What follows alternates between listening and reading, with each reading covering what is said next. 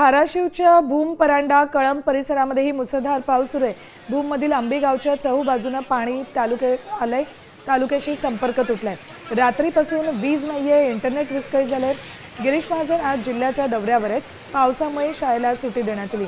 भूममधील आंबी इथल्या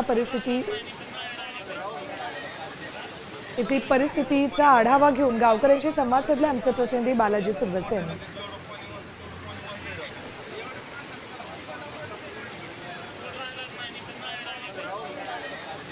त्यातील भूम परांडा या भागामध्ये अतिवृष्टी झालेली आहे आणि मोठ्या प्रमाणावर पूर परिस्थिती जी आहे ती या ठिकाणी आपल्याला पाहायला मिळते। आता मी आंबी या गावामध्ये आहे। या ठिकाणी जर पाहिलं तर अगदी ही अंबिका देवीचं मंदिर आहे आणि हे मंदिराला देखील पूर्ण या पुरानं वेढा घातलेला आहे। त्याचबरोबर मोठ्या प्रमाणावर या ठिकाणी शेती पिकाचं नुकसान झालंय। ही जरी आपण गाडी पाहिली तरी गाडी अक्षरशः वाहत येऊन या नदीमध्ये अडकलेली आहे। त्याचबरोबर गावात देखील पाणी शिरल्याची जी घटना आहे ते समोर आलेल्या होत्या। मंत्री गिरीश महाजन देखील आज धाराशिव जिल्ह्याच्या दौऱ्यावर आहेत। परांडा भूम भागामध्ये विशेषतः ते पाहणी करणार आहेत। मोठा हाकार जे आहे ती या भागामध्ये माझ्याला पाहायला मिळाला होता। हे सगळे गावकरी आपल्या सोबत आहेत। नेमकं काय घटना घडली होती आपण यांच्याकडून जाणून घेणार आहोत। मला सांगा, कधीपासून पाऊस झाला, काय नुकसान झालेलं? पाऊस 2 दिवसापूर्वीपासून 6:30 आज सुरू झाला आणि असं नुकसान झालं की आज आमच्या निम्या गावापर्यंत पाणी शिरले आणि सारे भांडी कुंडी वाहून गेलेत, की कांदे वाहून गेले, सारे नारळ झाले आणि मंदिरापर्यंत पाणी शिरले, मंदिरामध्ये सुद्धा पाणी शिरले। काय नुकसान झाले? नुकसान शेती पिकाचं खूप नुकसान झालेलं आहे।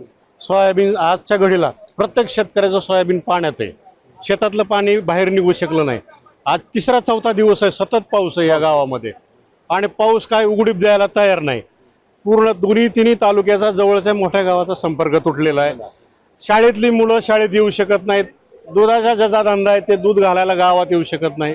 अतिशय विदारक परिस्थिती आहे आणि हे जर टमटम आहे हे वाहून चाललं होतं, नशीब ते फाट्याला अडकलंय म्हणून वाचलंय।